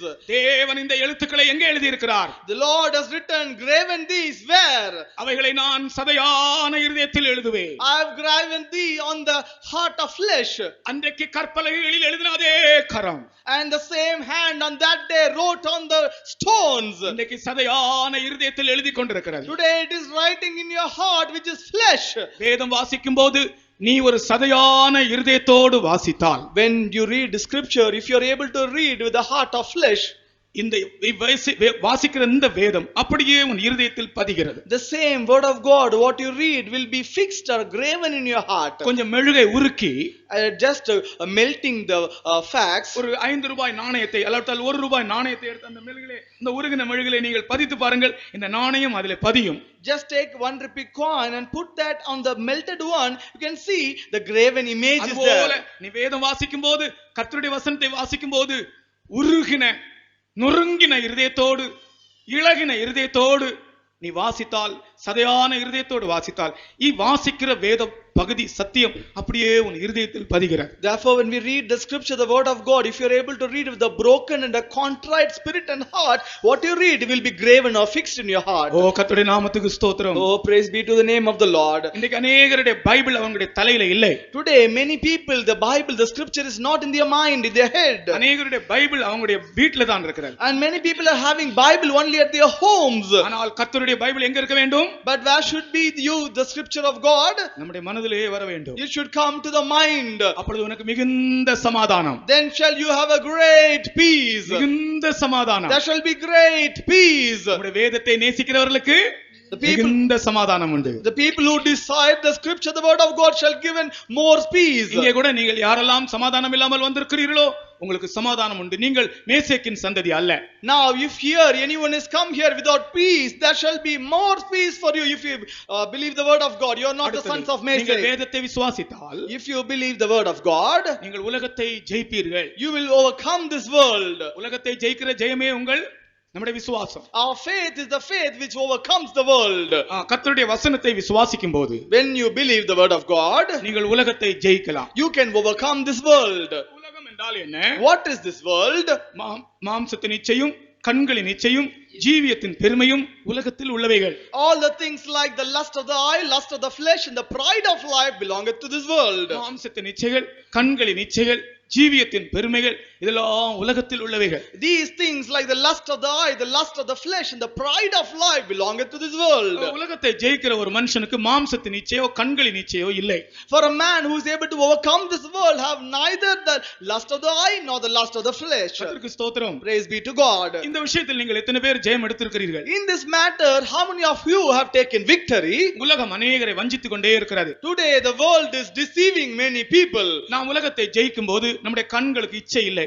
When we overcome this world, our eyes will not have any lust. நாம் உலகத்தை ஜெயிக்கும் போது நம்முடைய சரீரத்தின் அவயவங்களில் இச்சைகள் போராடாது. When we overcome this world, the members of the body, there will be no struggling of the flesh. நல்ல ஜெயத்தை ஆண்டவர் தருகிறார். Lord will give great victory. வசனத்தை விசுவாசிக்கிற விசுவாசத்தின் மூலமாக, Just by the belief that you believe the word of God. உங்கள் விசுவாசமே உலகத்தை ஜெயிக்கிற ஜெயம். Your faith is the faith which overcome the world. இன்றைக்கு உலகமானது பல விதமான பாவங்களிலே இழுக்கப்பட்டு போய்க்கொண்டே இருக்கிறது. Today in this world we can see people are being deceived, enticed by diverse kinds of sins. அழகும் சௌந்தரியமும் உலகத்தை வஞ்சித்துக் கொண்டே இருக்கின்றன. The beautiness and the countenance are deceiving this world. உலகத்தின் அழகை பாருங்கள், இன்னைக்கு அநேகரை இழுத்துக் கொண்டிருக்கிறது. Look at the beauty of this world, it is deceiving and pulling people towards. உலக அழகு நம்மை இழுக்காமல் இருக்கும்படியாக இயேசு அழகும் சௌந்தரியமும் இல்லாதவராய் மாறினார். For Jesus changed without any form and without any beauty, because we should be removed out of the beauty of the world. இயேசுக்கு அழகும் இல்லை, சௌந்தரியமும் இல்லை. Jesus did not have any beauty or any good countenance. பெந்தேகோஸ்தேக்காரங்களை பாருங்க, பெந்தேகோஸ்தேக்காரங்களுக்கு கூட அநேகருக்கு அவங்களுடைய அலங்காரத்தில் இருந்து அவர்களுக்கு விடுதலை இல்லை. And even many Pentecostal children, they do not have a deliverance out of the devoning nature. நகை மேல் ஆசை போகவில்லை. They have not forsaken jewels. வஸ்திரத்தின் மேல் ஆசை போகவில்லை. They have not forsaken the love of dress. இதெல்லாம் உலகத்தில் உள்ளவைகள். These are the things which belong to the world. உலகமும் அதன் இச்சையும் ஒழிந்து போகும். The world and the lust shall pass away. தேவனுடைய சித்தம் செய்கிறவனோ என்றென்றைக்கும் நிலைத்திருப்பான். But he that doeth the will of God shall remain forever. அப்ப தேவனுடைய வசனத்தின் மேல் உண்டான விசுவாசம், Now the belief that you have upon the word of God, ஒரு பெரிய ஜெயத்தை ஒரு மனுஷனுக்கு கொடுக்கிறது. that will give a great victory to a man. பெரிய பெரிய ஆட்களை பாருங்கள், சிறிய காரியங்களிலே தோற்று போகிறவர்களா இருக்கிறார்கள். Look unto great mighty person, they are getting failure in small things. உலகத்தின் பெரிய பெரிய லீடர்ஸ், அதிகாரிகளை பாருங்கள். Look unto the leaders, the people who are ruling, great rulers. அற்பமான பாவங்களுக்கு அடிமையா இருக்கிறார்கள். They are slave unto just simple sins. முழு உலகத்தை ஜெயிக்கிறார்கள், ஆனால் அவர்களுக்குள்ளே இருக்கிறதான அந்த இச்சை அவர்களால் ஜெயிக்க They முடியவில்லை. are overcoming the whole world, but they are not able to overcome the lust which is inside them. சாலமோனை பாருங்கள், Just look unto Solomon. அவனை போல ஒத்த ஒரு ராஜா அறிவுள்ளவன் இல்லை. There was no other great king who was so wise unto him. ஐஸ்வரியவானும் அவனை போல இல்லை. There was no king who was great rich unto him. ஆனால் அவன் எல்லா உடையவனாய் இருந்தாலும் அவனுடைய இச்சையிலே அவன் ஜெயிக்கவில்லை. But though he had everything, he was not able to overcome his lust. தாவீது ராஜாவை பற்றி ஒரு இடத்திலே படிக்கிறோம். When concerning David the king, we read in one occasion, படித்துக் கொண்டிருக்கும்போதே நான் ஒரு அதிர்ச்சி அடைந்தேன். and when I was just reading, I was astonished. தாவீது சீயோன் கோட்டையை பிடித்தான். David took over the fort of Zion. அது தாவீதின் நகரமாயிற்று. That became the city of David. எவ்வளவு பெரிய சந்தோஷம். What a great joy. எவ்வளவு பெரிய ஜெயம். What a great victory. அதுக்கு அடுத்த அதிகாரம் வாசித்து பாருங்க. When you just read the next chapter, அதுக்கு அடுத்த அதிகாரத்துல, in the next chapter, what is there in the next chapter? Today you just read this word. சீயோன் கோட்டையெல்லாம் பிடிச்சாச்சு. After taking over the fort of Zion, அதுக்கு கீழே வாசி. நான் அதிர்ச்சி அடைந்தேன். when I read that, I was astonished. சீயோன் கோட்டையெல்லாம் பிடிச்சது சரிதான். It is good that you are taken over the fort of Zion, ஆனா அவன் அநேக ஸ்திரீகளையும் தேடினான்னு சொல்லி. but it is mentioned you are seeking more women. அவன் எப்ரோனில் இருந்து வந்த பின்பு எருசலேமில் இன்னும் அதிகமான மறுமனையாட்டிகளையும் ஸ்திரீகளையும் கொண்டான். பாருங்க, அந்த வசனத்துக்கு இந்த வசனத்துக்கு எவ்வளவு வித்தியாசம் பாருங்க. Now what a great difference between that verse and this word. 5ஆம் அதிகாரத்திலே 7ஆம் வசனத்தில் சொல்லப்பட்டிருக்கிறது, தாவீது சீயோன் கோட்டையை பிடித்தான், அது தாவீதின் நகரமாயிற்று. In 2 Samuel chapter 5 in the 7th verse we read, David took the stronghold of Zion, the same is the city of David. எவ்வளவு பெரிய ஜெயம். What a great victory. ஆனால் 13ஆம் வசனம் சொல்லுகிறது, அவன் இன்னும் அதிகமான மறுமனையாட்டிகளையும் ஸ்திரீகளையும் கொண்டான். The 13th verse we read, and David took him more concubines and wives unto Jerusalem, out of Jerusalem. அந்த வசனத்துக்கு இந்த வசனத்துக்கு எவ்வளவு வித்தியாசம் பார்த்தீர்களா? Just look what a great difference between that word and this word. தேவன் விரும்பாத ஒரு காரியம். This is a thing which the Lord desireth not. அநேக மறுமனையாட்டிகளையும் ஸ்திரீகளையும் அவன் கொண்டான். He took more concubines and wives.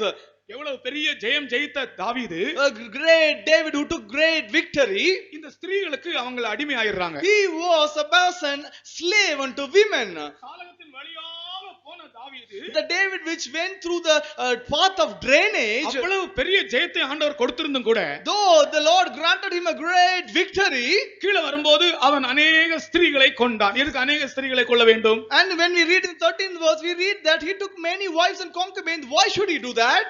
ஈசாக்கை பாருங்கள், Just look at Isaac. அவனுக்கு ஒரே ஒரு மனைவிதான். He had only one wife. அது கூட அவங்க அப்பா அவனுக்கு பார்த்து வைத்ததான ஒரு பொண்ணு. And this is a bride which his father had found for him. ஒரே மனைவியோடு ஜீவித்து மரித்தவன். And he is a person lived with one wife and died. கர்த்தருக்கு ஸ்தோத்திரம். Praise be to God. ஆனால் இவனோ, அந்த தாவீதோ அநேக ஸ்திரீகளை கொண்டான். But here we read this David took over many wives. கர்த்தர் அதை விரும்புகிறதில்லை. The Lord did not desire that. அப்ப அதன் காரணம் அவன் அந்த விஷயத்தை ஜெயிக்கவில்லை. Because the reason is he did not have a overcoming life on that. அதற்குரிய விசுவாசம் அவனுக்குள் உருவாகவில்லை. There was no faith in him which is subjected into this. Zion கோட்டை பிடித்தும் இப்படிப்பட்ட ஒரு தோல்வி இருந்தால் என்ன பிரயோஜனம்? After even taking court of the fort of Zion, if you have such a failure, what is the use? ஆகையால் தான் நாம் உலகத்தில் உள்ளவைகளை ஜெயிக்க வேண்டும். Therefore we have to overcome the things of the world. இன்னைக்கு அநேக தேவனுடைய பிள்ளைகளுக்கு சில விஷயங்களில் ஜெயம் இல்லை. For today many children of God do not have a victory over many things. இந்த கூட்டத்தின் முடிவிலே கர்த்தர் உங்களை அபிஷேகிக்க போகிறார். At the end of this meeting the Lord is going to anoint you. ஒரு பெரிய அபிஷேகம் உங்கள் மேல் A இறங்கும். great anointing shall come down. அப்பொழுது நீங்கள் ஜெயிப்பீர்கள். Then you shall take victory. இந்த மேசேக் என்பவன் யார்? Who is this Meshach? தேவனுடைய வசனத்தின் மேலும் தேவன் மேலும் விசுவாசம் இல்லாத ஆவி. He is the spirit which do not have a faith upon the God, upon the word of God. இனி அடுத்ததாக கேதார் என்பவன் யார்? Next, who is Kedar? இவன் இஸ்மவேலின் சந்ததி. These people are called the sons of Ismail. Kedar என்பவன் இஸ்மவேலின் சந்ததி. Kedar is the other generation of Ismail. ஆதியாகமம் 25ஆம் அதிகாரம் 13ஆம் வசனத்திலே அதை நீங்கள் படிக்கலாம். And you can read this in the book of Genesis chapter 26 and verse 13. Kedar என்பது கூட அரபு நாடுகளில் ஜீவிக்கிறவர்கள். And these people who are called Kedar live in the Arab countries. இது மாம்சீகமான ஒரு ஜீவியத்தை காண்பிக்கிறது. And this reveals a carnal life. லூக்கா 3ஆம் அதிகாரத்தில் சில மாம்ச சுபாவம் உள்ளவர்களை நாம் படிக்கிறோம். And in the book of Luke chapter 3 we read concerning people having carnal nature. 3ஆம் அதிகாரம் முதல் வசனத்திலே In the 3rd chapter and verse 1 சில ஆட்களை பற்றி நாம் படிக்கிறோம். we read concerning certain people. முதலாவது திபேரியு ராயன். First Tiberian. இரண்டாவது பிலாத்து. Second is Pilate. மூன்றாவது ஏரோது. And third is Herod. நான்காவது Lysanias. And fourth is Lysania. நான்காவது பிலிப்பு. And fourth is Philip. ஐந்தாவது Lysanias. And fifth is Lysania. ஆறாவது அன்னா. And fourth is Ananias. ஏழாவது காய்பா. And seventh is Caiaphas. இந்த 7 பேரும் மாம்சீகமானவர்கள். And all these 7 people are people with carnality. இவர்கள் spiritual ஆட்கள் அல்ல. And these people are not spiritual. இவர்களிடத்தில் தேவ ஆலோசனை இல்லை. And in them there was no counsel of God. திபேரியு Rayan என்பவன் யார்? Who is the first called Tiberius? சந்தேகத்தின் ஆவி உடையவன். He is a person who is having the spirit of doubt. பிலாத்து என்பவன் யார்? Who is Pilate? கை கழுகுகிறவன். சந்தர்ப்பம் வரும்போது கை கழுகுகிறவன். And he is a person when actually a situation come he will wash hands. எத்தனையோ பேர் அப்படிதான் சந்தர்ப்பம் வரும்போது கை கழுவி விடுவார்கள். When people are in these days when time come they will just wash their hands. மூன்றாவது ஏரோது. And third is Herod. ஏரோது என்பவன் சகோதரனுடைய மனைவியை தன்னுடைய மனைவியாக வைத்திருந்தவன். Herod is the person who has kept his brother's wife as his wife. பிலிப்பு என்பவன் ஒழுங்கீனமான வாழ்க்கை உடையவன். And Philip is having a life that is not good. Lysanias என்பவன் சுயநலம் உடையவன். And Lysania is a person who has got a self will. அன்னா என்பவன் ஆலய வியாபாரத்தால் ஐஸ்வர்யம் அடைந்தவன். Anna is a person who became rich by the selling of the temple. பண ஆசை. He is the love of money. இன்றைக்கு எத்தனையோ பேர் பண ஆசையில் விடுதலை இல்லை. Today many people do not have a deliverance from the love of money. பணத்துக்காக பொய் சொல்லுவாங்க. They will say lie for money. எத்தனையோ பேர் இன்றைக்கும் கூட பணத்துக்கு பொய் சொல்லுகிறார்கள். Even today many people lie for the sake of money. நாம் பணத்துக்கு பொய் சொல்லுகிறவர்களா இருந்தால் தேவனுடைய ஆலோசனை நம்மிடத்தில் இருக்காது. If we are lying for the sake of money, the counsel of God will not be in our life. நாம் மாம்சத்துக்குரியவர்களாகவே இருப்போம். We will be people behind carnality. நாம் கேதாரின் சந்ததியாகவே இருப்போம். We will be always the sons of Kedar. ஐஸ்வரியத்தை விரும்பாதே. Do not love money. சில ஆட்கள் பணம் பணம் பணம் என்று விரும்புவார்கள். Some people are always loving money, money, money. பணத்தை விரும்பாதே. Do not love money. பணத்தை விரும்பினால் நீ தேவனை வெறுத்து விடுவாய். If you love money, you will hate God. உனக்கு பணம் வேண்டுமா? தேவன் தருவார். If you want money, the Lord will give you. எத்தனை பேருக்கு பணம் வேண்டும்? How many of you want money? பணம் வேண்டுறவங்க கை உயர்த்துங்க. All the people who say I want money, kindly lift up your hand. பணம் வேண்டுமா? பணம் அவசியமானவங்க கை உயர்த்துங்க. All people who are in need of money, rise up your hand. ரெண்டு பேரை தவிர கோயில்பட்டியில வேற யாருக்கும் பணமே வேண்டாம். Other than 2 people, no other people in Koilpatti want money. அதுல ஒண்ணு கூட அங்க மதுரையில உள்ள ஆளு.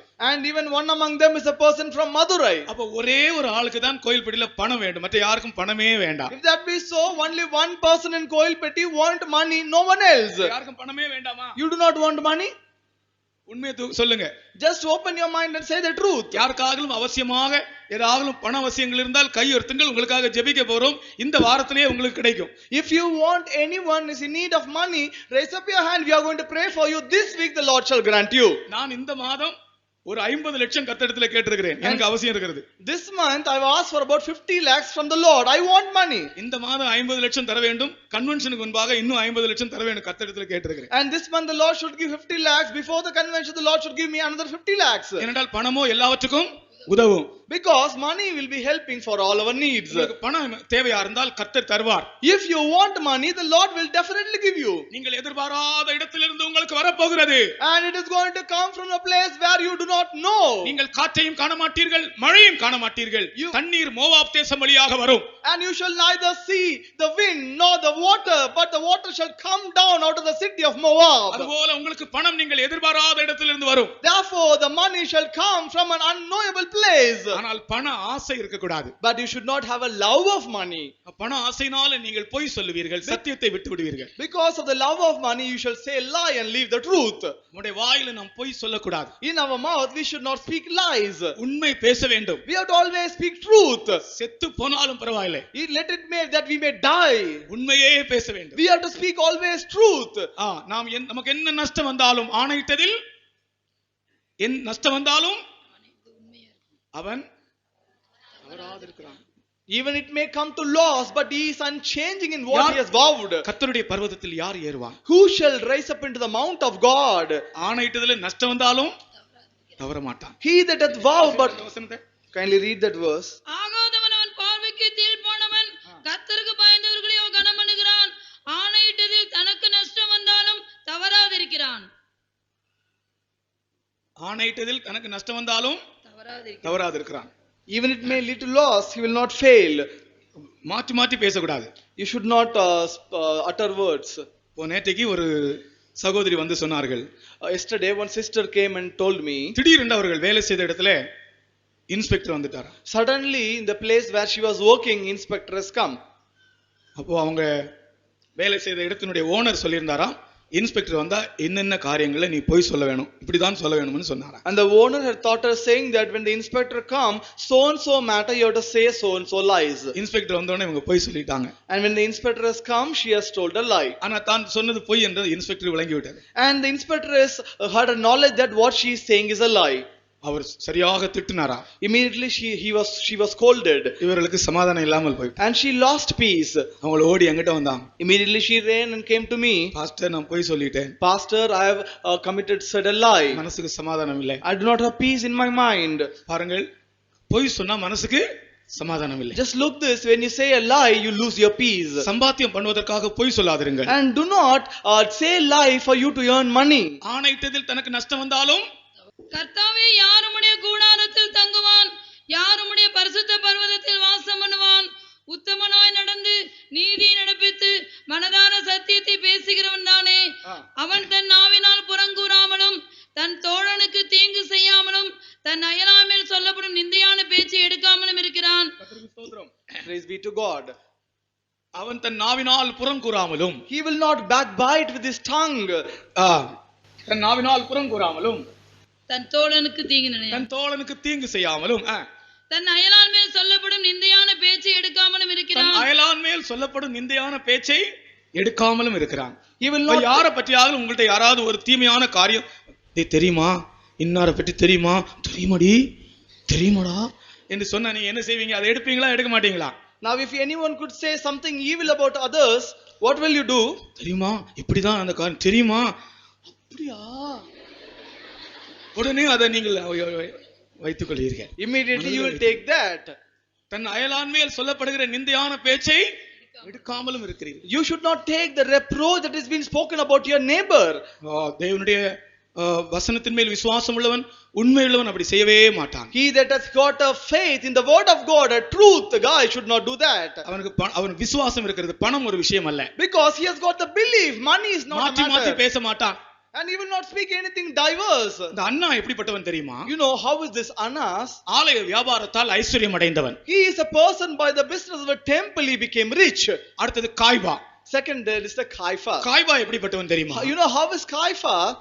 அவன் வஸ்திரத்தை கிழித்தவன். He is the ஆசாரிய வஸ்திரத்தை கிழித்தவன். He rent the dress, the garment of the royal priest. தேவனுடைய ஆசாரியர்களுக்கு ஒரு பிரமாணம் உண்டு. There is a law to the priest of God. உணர்ச்சி வசப்பட்டு நீ ஆசாரிய வஸ்திரத்தை கிழிக்க கூடாது. You should not rent your garments being in haste. சில உணர்ச்சி வசப்பட்டு ஆத்திரம் வரும்போது என்ன செய்யக்கூடாது? ஆசாரிய வஸ்திரத்தை கிழிக்க கூடாது. Some people hastily should not rent your garment, the garment of priest. ஆனால் இந்த காய்பா தன்னுடைய ஆசாரிய வஸ்திரத்தை கிழித்தவன். But the Caiaphas is the person who rent his clothes. அது அவனுடைய ஊழியத்தையும் கர்த்தரையும் கனவீனப்படுத்தினதை காண்பிக்கிறது. And this is an experience showing or revealing dishonoring his ministry and dishonoring the Lord. மாம்சத்துக்குரியவர்கள் தேவனை கனவீனப்படுத்துவார்கள். He that of flesh will dishonor the Lord. நாம் எந்த காரியத்திலும் தேவனையோ ஊழியங்களையோ கனவீனப்படுத்த கூடாது. In no way we have to dishonor the Lord or the ministry of God. திபேரியு Rayan சந்தேகப்படுகிற, நான் சொல்றேன், திபேரியு ராயன் சந்தேகப்படுகிறவன், பிலாத்து கை கழுகிறவன், ஏரோது மாம்சத்தின் ஆவி, பிலிப்பு ஒழுங்கினமானவன், லிசானியா சுயநலமுடையவன், அண்ணா பண ஆசை பிடித்தவன், காய்பா வஸ்திரத்தை கிழித்தவன். இப்படிப்பட்டவர்கள் ஆவிக்குரியவர்கள் அல்ல. And these people are not spiritual. இப்படிப்பட்டவர்களுக்கு ஆவிக்குரிய ஆசீர்வாதங்கள் இல்லை. And for these people there are no spiritual blessings at all. இவர்கள் கேதாரின் கூடாரங்கள் அண்டையில் இருப்பவர்கள். And these are the people who dwell by the tents of Kedars. மாம்சீகமானவர்களோடு நமக்கு ஐக்கியம் இல்லை. And we do not have any fellowship with the people that are flesh. மாம்சீகமானவர்களோடு நமக்கு தொடர்பு இல்லை. We should not have any relationship with that of flesh. நான் மேசேக்கிலே சஞ்சரித்தது போதும். It is enough that I dwelt in Mesek. கேதாரின் கூடாரங்கள் அண்டையில் குடியிருந்தது போதும். It is enough that I dwelt in the tabernacles of Kedar. சமாதானத்தை பகைக்கிறவர்களிடத்தில் என் ஆத்துமா குடியிருந்ததும் போதும். It is enough that I dwell nigh by the people who hate peace. சமாதானத்தை பகைக்கிறவர்கள் என்றால் யார்? Who are the people who hate peace?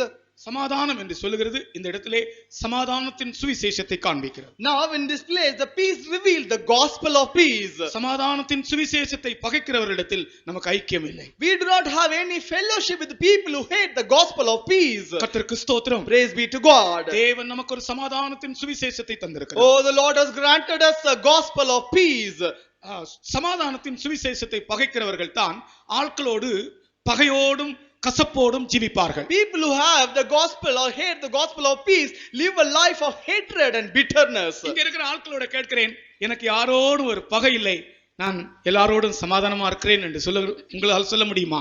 And I put forward a question before you. Can anyone here say, I do not have any bitterness or any hatred with any man of this world? எனக்கு யாரோடும் எந்த பகையும் இல்லை. I do not have any hatred with anyone. பகைக்கிறவர்களோடு எனக்கு ஐக்கியமும் இல்லை. I do not have any relationship with or fellowship with any people who are hatred. சொல்ல முடியுமா? Can you say that? எனக்கு எல்லாரோடும் நான் யாவரோடும் சமாதானமா இருக்கிறவர்கள் ஒரு அல்லேலூயா சொல்லுங்கள். உங்களுடைய அல்லேலூயாவுல தெரிஞ்சு போச்சு நீங்க சமாதானம் இல்லாம இருக்கீங்க. Just in the voice of hallelujah it is revealed that you are leading a life without peace. நீங்கள் இன்றைக்கு சாயங்காலமே போய் நீங்கள் யாரோடையாவது சமாதானம் இல்லாமல் இருந்தால் அவரிடத்தில் சமாதானமாக வேண்டும். Even this evening you go, if you are not peace with anyone, go and attain peace. நீ பலிபீடத்தில் அண்டையிலே உன் காணிக்கையை செலுத்த வரும்போது, when you remember that coming to pay your offering near the altar, உன் சகோதரனிடத்தில் உனக்கு குறை உண்டென்று உனக்கு வெளிப்பட்டார், if you remember there is something short before you with your brother, அங்கே தானே உன் காணிக்கை வைத்து விட்டு there leave your offering, முன்பு போய் உன் சகோதரனோடு ஒப்புரவாகி, first go and be reconciled with your brother, பின்பு வந்து உன் காணிக்கையை செலுத்து, later come and pay thy vow or altering. என்னமோ தெரியல, எனக்கு இந்த நாட்கள்ல கொஞ்ச நாட்களா எனக்கு ஏற்கனவே அந்த பழக்கம் உண்டு. ஆனால் இப்பொழுது அதிகமாக என்னை யாரெல்லாம் பகைத்தார்களோ, எனக்கு விரோதமாக யாரெல்லாம் கிரியை செய்தார்களோ அவர்களுக்காக நான் அதிகமாக ராத்திரில ஜெபித்துக் கொண்டிருக்கிறேன். I do not know these days generally what I do, that in the night times I pray for people who hated me or who did evil in my life. நாம் உண்மையா இருந்தால் கூட நம்மை விளங்கிக் கொள்ளாமல் எத்தனையோ பேர் நம்மை பகைத்தவர்கள் உண்டு. Even if we are faithful, without understanding our life, there are people who hated us. அவர்களுடைய பெயரை சொல்லி அவர்களை ஆசீர்வதியும் ஆண்டவரே என்று ஜெபிக்கிறேன். இருதயம் அப்படியே விசாலமாகிறது. I'm just saying, uttering their names and saying, bless them Lord. When I do that, my heart is brightening. And நமக்கு தீமை செய்தவர்கள், நமக்கு துரோகம் பண்ணினவர்கள், நம்மிடத்தில் நன்மை பெற்று நமக்கு தீமை செய்தவர்கள், அவர்களுக்காக நான் ஜெபித்துக் கொண்டிருக்கிறேன். And I am praying for the people who did evil in my life, and my traitors who hated me, for them I am praying. கொஞ்ச நாட்களாக ஆவியானவர் எனக்கு ஒரு பெரிய ஏவுதலை தந்து கொண்டிருக்கிறார். And for a short while the Lord has given, Spirit of God is giving me a great urging in my. உன்னை பகைக்கிறவர்களுக்காக நீ ஜெபம் பண்ணு என்று சொல்கிறார். He said, pray for the enemies who are hating you. சத்துருத்துவமே இல்லை. And there is no enmity there. தேவனுடைய பிள்ளைகள் சமாதானத்தை பகைத்தவர்களிடத்தில் என் ஆத்துமா குடியிருந்தது போதும். And he says, my soul hath long dwelt with him that hateth peace. நான் குடியிருந்தது யாரோடு? நான் குடியிருப்பது யாரோடு? And where is my habitation or my dwelling place? ஐக்கியமாய் ஜீவிக்கிற தேவனுடைய பரிசுத்தவான்களோடு. With the saints of God who lead a fellowship life. பகையே இல்லை. There is no hatred at all. பகையை சிலுவையினால் கொன்றார். And he destroyed, killed enmity by the cross. சிலுவை பகையை கொன்று விட்டது. The cross has killed the enmity. கர்த்தருக்கு ஸ்தோத்திரம். Praise be to God. சமாதானத்தை பகைக்கிறவரிடத்தில் என் ஆத்துமா குடியிருந்தது போதும். My soul has long dwelt with him that hateth peace. நான் சொல்லுகிறேன், நான் மேசேக்கிலே சஞ்சரித்தது போதும். சத்தமா சொல்லணும். பின்னால இருக்கிறவங்க, வெளியே இருக்கிறவங்க கூட சொல்லணும். எல்லாரும் உள்ள வந்துருங்க. வெளியே இருக்கிற ஆட்கள் கூட எல்லாரும் உள்ள வாங்க. All the people who are just sitting outside are kindly requested to come inside the meeting hall. கர்த்தர் ஒரு பெரிய அபிஷேகம் தர போகிறார். The Lord is going to give a great anointing to us. நான் மேசேக்கிலே சஞ்சரித்தது போதும். கேதாரின் கூடாரங்களில் அண்டையில் குடியிருந்ததும் போதும். சமாதானத்தை பகைக்கிறவரிடத்தில் என் ஆத்துமா குடியிருந்தது போதும். எல்லாரும் முழங்கால் படிடுவோம். Shall we all kneel down? நான் சமாதானத்தை விரும்புகிறேன். I desire peace. ஆமென். கர்த்தர் ஒரு பெரிய அபிஷேகத்தை நம்முடைய மத்தியில் அனுப்ப போகிறார். Now the Lord is going to send a great anointing in our midst. அவிசுவாசத்தின் ஆவியை அகற்ற விரும்புகிறார். He want to remove the spirit of unbelief. மாம்சத்தின் ஆவியை அகற்ற விரும்புகிறார். He want to remove the spirit of carnality. கர்த்தர் உங்களுக்கு ஒரு அபிஷேகம் தர போகிறார். The Lord is going to give you anointing. வெளியே இருக்கிறவர்கள் எல்லாரும் உள்ளே வாருங்கள். கர்த்தர் ஒரு அபிஷேகத்தை ஊற்ற போகிறார். All the people standing outside, please come inside the meeting hall. The Lord is going to pour a great anointing.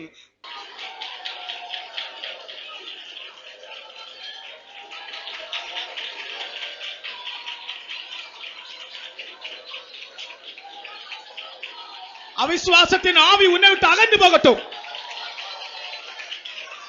அந்த மேசேக்கின் ஆவி உனக்குள் இருந்து அகன்று போகட்டும். நீ எத்தனையோ தரம் அவிசுவாசத்தின் ஆவிக்கு இடம் கொடுத்திருக்கிறாய். எத்தனையோ முறை நீ அவிசுவாசத்தின் ஆவிக்கு இடம் கொடுத்தாய்.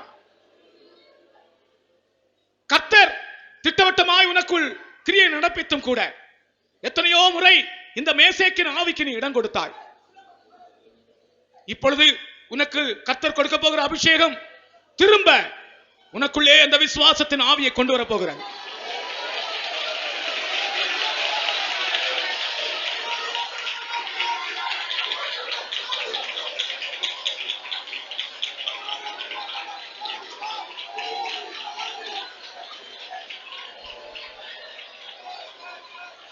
ஒரு பெரிய அபிஷேகம் நம்முடைய மத்தியில் கர்த்தர் அனுப்புகிறார்.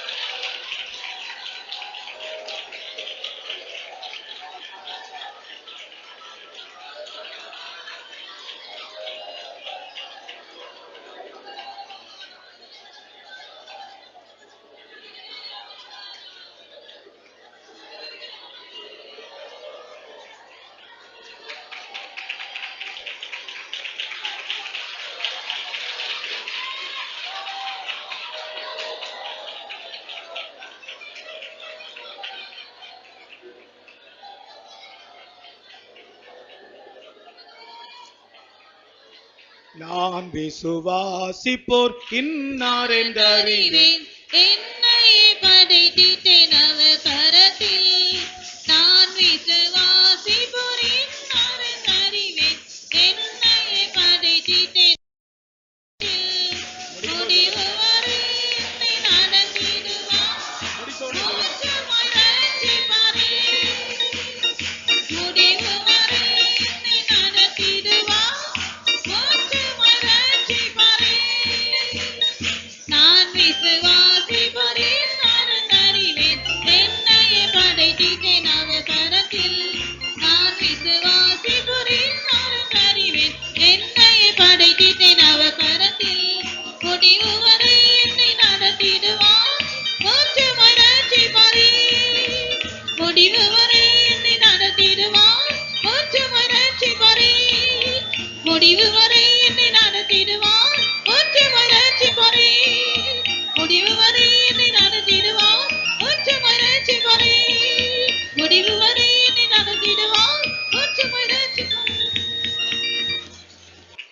அவிசுவாசத்தின் ஆவி உனக்குள் இருந்து அகன்று போகுவதாக.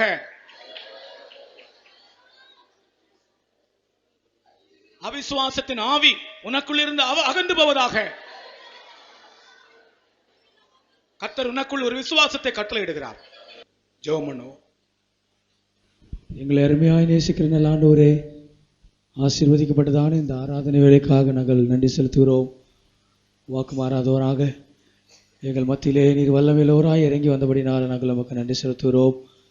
ஜீவனுள்ள தேவனை, பரிசுத்தராகிய தேவனை ஆராதிக்கும்படியாக கர்த்தாவே எங்களுக்கு எந்த விதமான தகுதியும் இல்லை. ஆனாலும் கர்த்தர் எங்களை தகுதிப்படுத்தி உம்மை ஆராதிக்கிற பாக்கியத்துக்குரியவர்களாக எங்களை அழைத்திருக்கிறபடினால் நாங்கள் நமக்கு ஸ்தோத்திரம் செலுத்துகிறோம்.